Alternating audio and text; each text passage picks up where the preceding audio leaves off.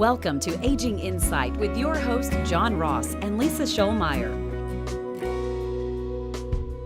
This program is made possible by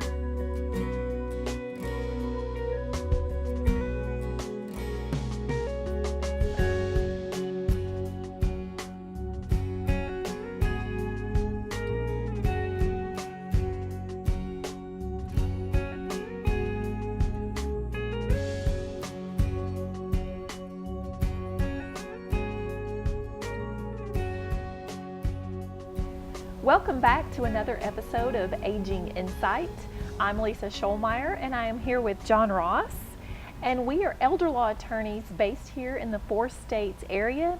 And we help clients day in, day out with all sorts of matters that relate to aging and disability and planning for their legacies, as well as planning for their continuing care.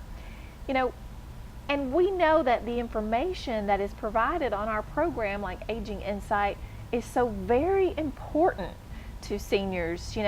Life gets complicated as we get older, so we want you to be able to have access to the type of information right here in your living room. So we appreciate you being with us today on Aging Insight.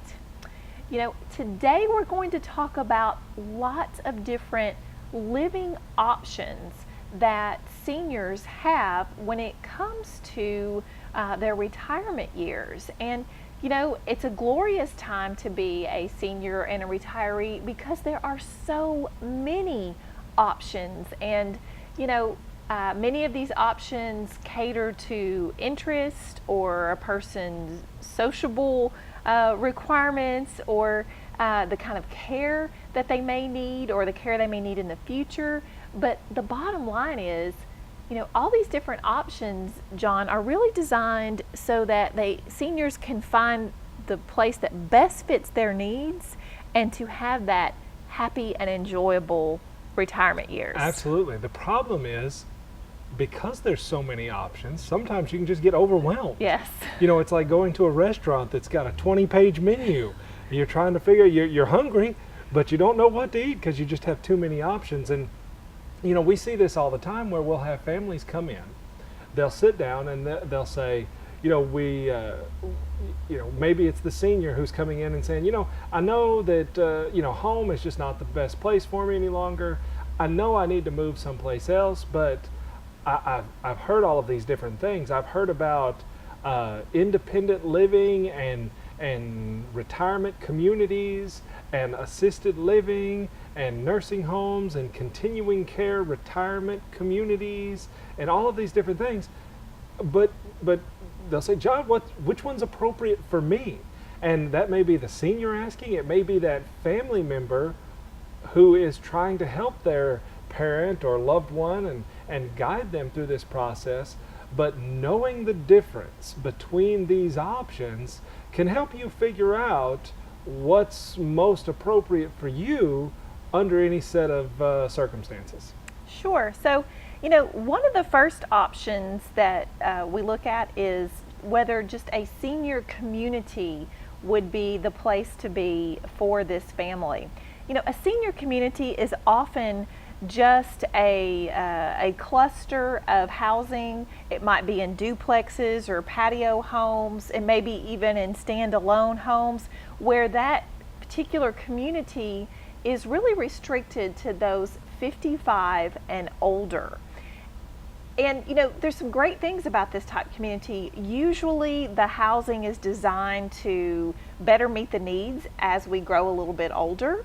The bathrooms are larger and better designed for our needs. The other thing is we have a peer group in our neighborhood that are similar in age to the resident, to where you can really enjoy hopefully your neighbors, and you've all had those similar life experiences. Right. So you've kind of got the community of maybe a small little neighborhood where you each have your own little home or duplex.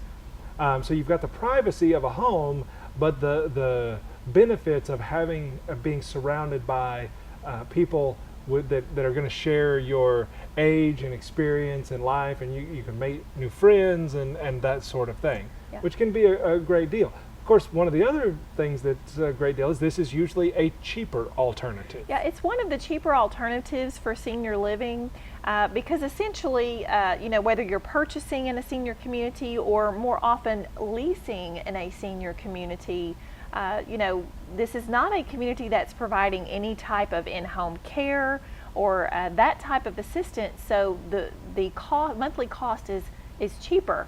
However, there is one caution. Many senior communities provide neighborhood services such as lawn care and maintenance. There might be some amenities that are offered with this senior community, such as a swimming pool, that type of thing.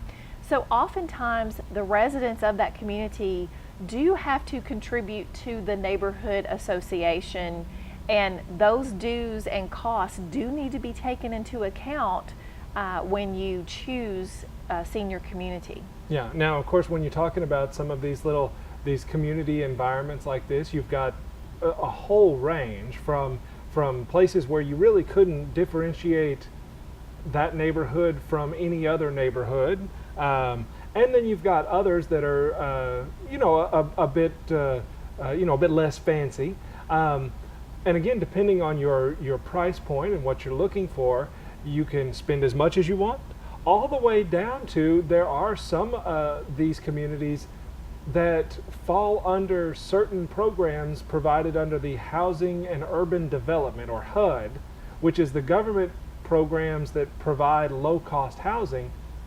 And HUD has programs for seniors that will help subsidize the cost of some of these places. And so some of them can be quite cheap if you meet the income and or asset requirements that make you eligible. So really a broad range when it comes to these sort of things. Yeah, and of course, the deal is go check the places out, go cruise through the neighborhood at different times of day. Before a move, make sure that this is a community that you would want to be a part of. So that is really kind of what I would consider a site-built senior community. John, like you said, lots of privacy, lots of very traditional type housing. But when we come back from the break, we're going to start talking about some of the more communal type housing options for seniors, including independent living, continuing care, and assisted living. So stick with us.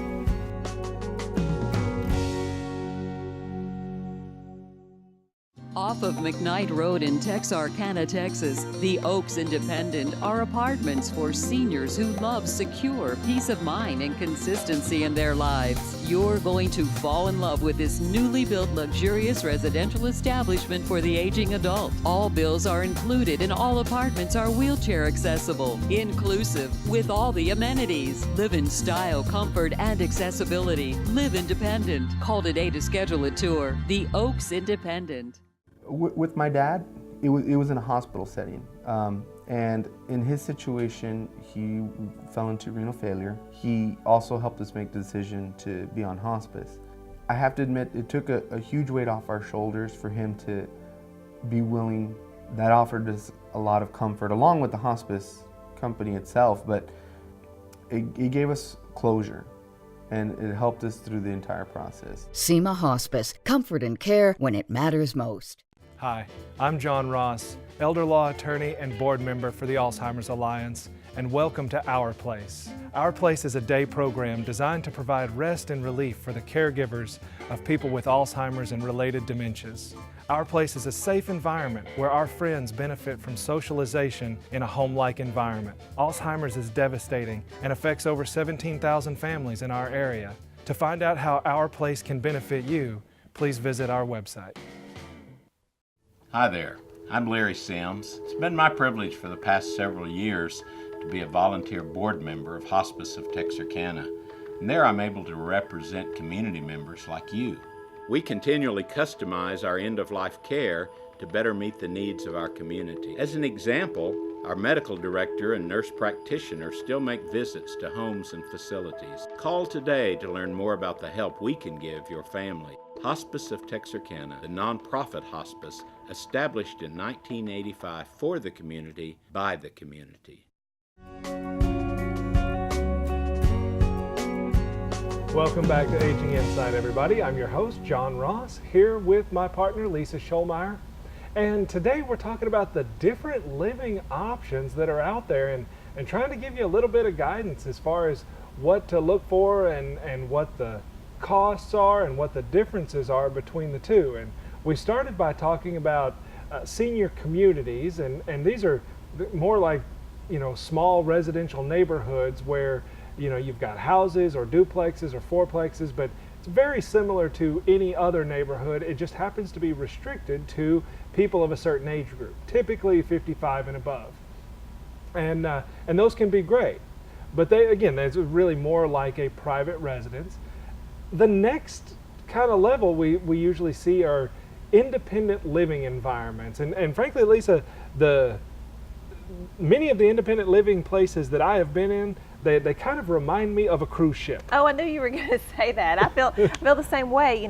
Usually it's a larger structure. Maybe it looks more like apartments or condominiums, and there's common areas such as dining rooms and game rooms and libraries and barber shops and ice cream parlors, and it does remind you of being on a cruise ship where your cabin is your room, and of course it could be anything from looking much like a 2-bedroom apartment with a full kitchen to maybe an efficiency type room, but essentially again restricted to seniors, but essentially you are still independent, but there are some amenities offered with this community, as well as things like security and usually some optional services such as dining and meal preparation that could be available right there in the building.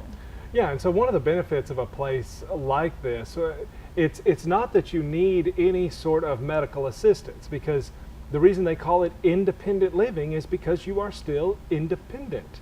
Many people that live in independent living, they still have their own vehicle, they have their own assigned parking spot, they can come and go as they please. For those who don't drive, oftentimes the facility will provide transportation, meal preparation and things like that. And of course the cost of this going to be a little bit higher than, say, a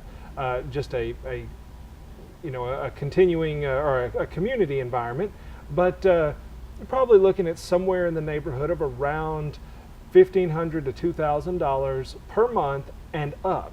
Now, of course, with all of these senior living arrangements, you can spend as much as you would like to spend.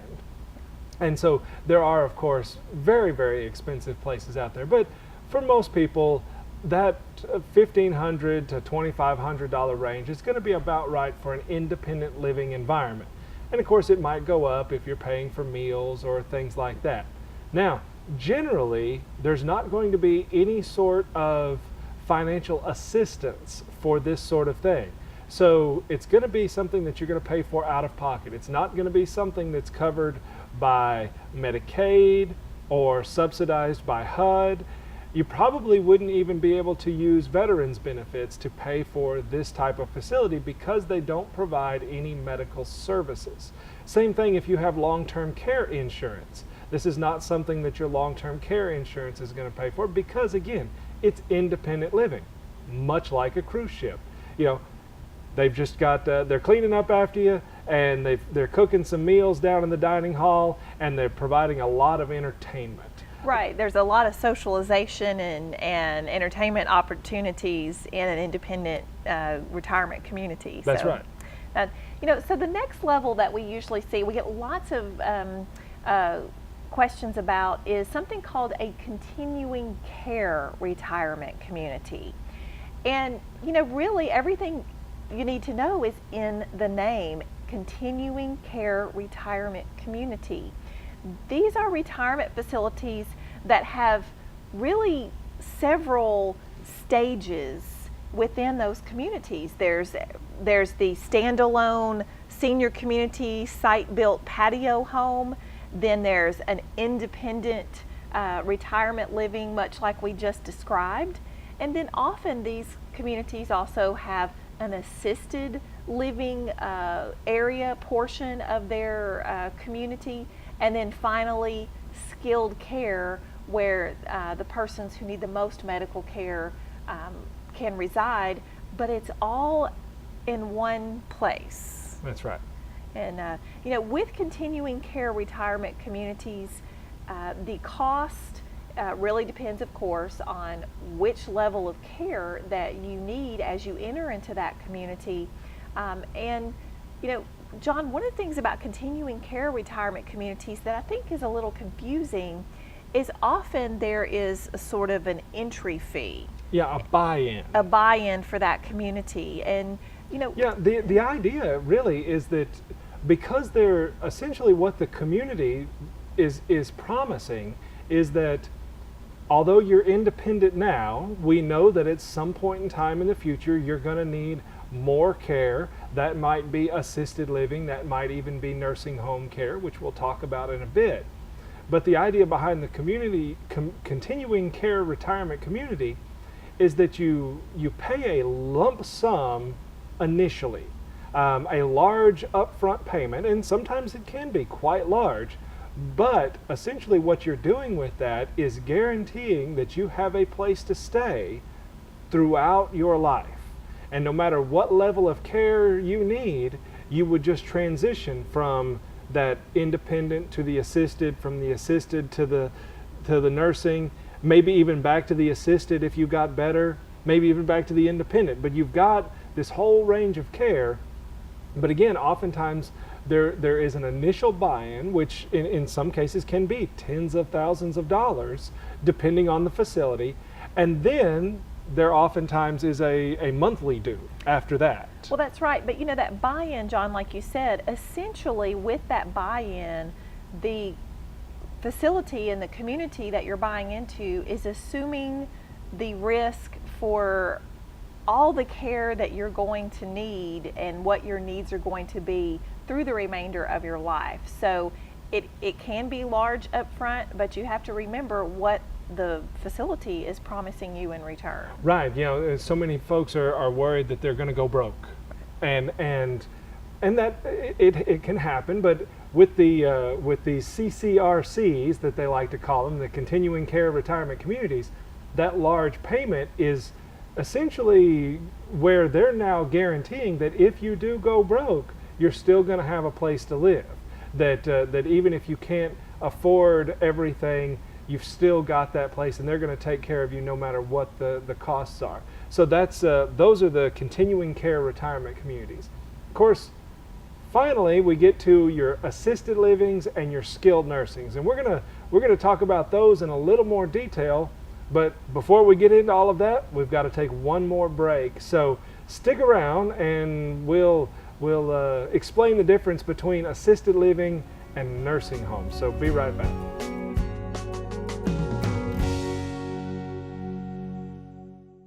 All our moments should be cherished. SEMA Hospice provides comfort care when you need it most with compassion, dignity, and respect. Along with Jordan Health Services, SEMA Hospice provides compassionate continuity of care. SEMA Hospice, comfort and care when it matters most.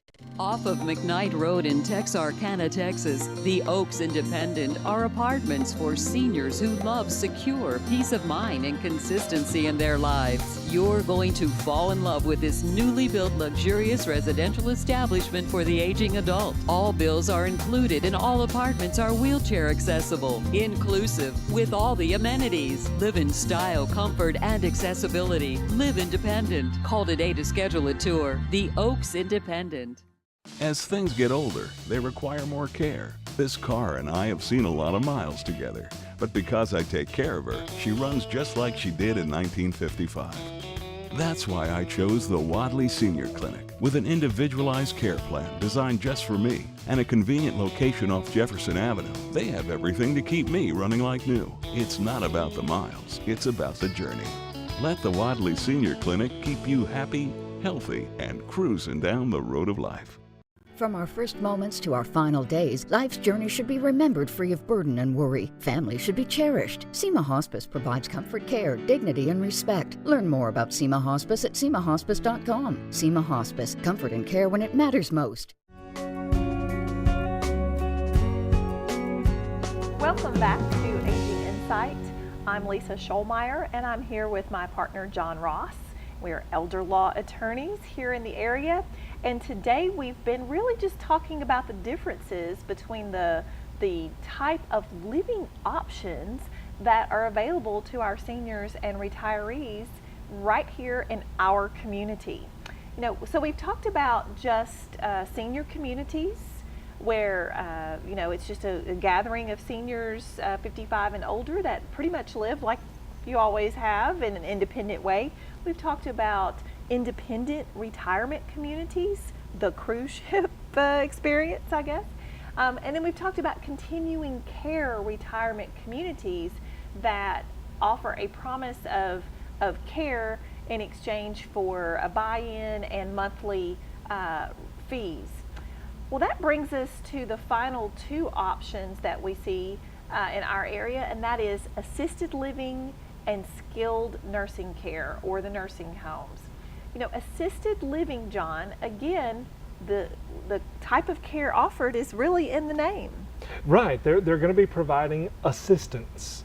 And when they talk about assistance, typically what we're talking about is a phrase known as activities of daily living, or ADLs. These ADLs are used throughout Medicare and Medicaid and various government benefit programs and throughout the medical community. And these activities of daily living are things like being able to feed yourself, bathe yourself, if you need help going to the bathroom, if you need help with mobility, getting from one place to the other, if you need help transitioning, say from sitting to standing or from laying to sitting. So these kind of ordinary things that everybody has to do on a daily basis. If you need help with some of those, that's where an assisted living place is going to come in. They're going to help with medically needed assistance.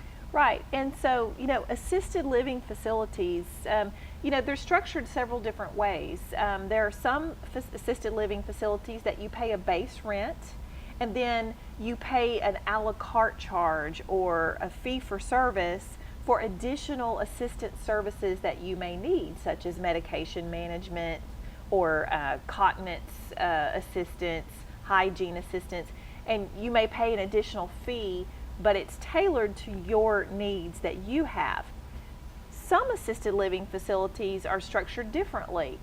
They evaluate the needs that you have and they classify you according to the facility's classification schedule as a basic needs, moderate needs, or advanced assistance needs, and they charge a monthly fee, a rent if you will, based on your classification. So with assisted living, the key there is, you always want to review your lease and contract that you're making with the facility and to understand what services are covered by your rent that you're paying for, what other services may be available, and if they have an additional cost. And John, what has been your experience about the cost of assisted living? Yeah, assisted living can vary quite a bit. I would say that on the very low end, you can expect to spend in the range of $1,900, $2,000 per month and up. I would say probably a more average is in the $2,500 to $3,000 range per month for something like assisted living. Although if you have specialty assisted livings, and there are many of these assisted livings that cater towards things like dementia care or Alzheimer's care, the cost of those can be even higher in the $4,000 a month range. Now, one thing about that is that these type of facilities are generally going to make you eligible for, or could make you eligible for things like being able to make claims against your long-term care insurance policy, making you where you could be eligible for veterans benefits if you meet other qualifications. Some of these assisted living facilities are even eligible for Medicaid. So there can be some financial assistance for assisted living. Okay. Well, and that brings us to our final area of resident choices, and that is skilled nursing care. You know, and typically this is, some people call these a rest home, a nursing home, but these are facilities that have licensed nurses on staff 24 hours a day, 7 days a week, and they offer very important medical care that's needed by their residents. This is an area of care where you're certainly Medicaid is a potential payor for this type of care. But it is it's much less independent, and it's much typically for that medically needy patient. Right, it's going to be much more expensive, typically in the $4,000 to $5,000 range, at least in this area. But again, there are options like Medicaid to help pay for that. And oftentimes people are trying to figure out the difference between what assisted living, where they're helping with medical assistance, and a nursing home where they're also helping with medical assistance. And one way I typically describe it to my clients is, ask yourself, the person who's going to be in the facility, could they get out of that facility on their own if there was a fire? And if they could, but they still need some medical attention, then assisted living is probably appropriate. If they probably couldn't get out of the facility in the event of a fire, then it's probably nursing home. And that can be a kind of an easy way for the layman out there to tell the difference between assisted living and nursing home care. So, yeah. Lots of options. Lots of options, and we're fortunate that our community has a number of providers in all of these option areas. So, you just have to get out there and investigate what you might like. That's right. And of course, if you have questions about these sort of things, you can always call us during our live radio show, which is every Saturday on 107.1 FM. That's the Aging Insight Radio, where we're there to take your questions, to answer whatever all questions you might have out there. And of course, you can always keep tuning in to Aging Insight TV, or even check out our website, which is aginginsight.com. Well, John, we've come to another end of Aging Insight, but we hope that you have learned something today about what your options are for living in your retirement years, and we can't wait to see you next week on Aging Insight. Bye-bye. Thank you for joining us for this week's Aging Insight program with John Ross and Lisa Shoalmire. This program is made possible by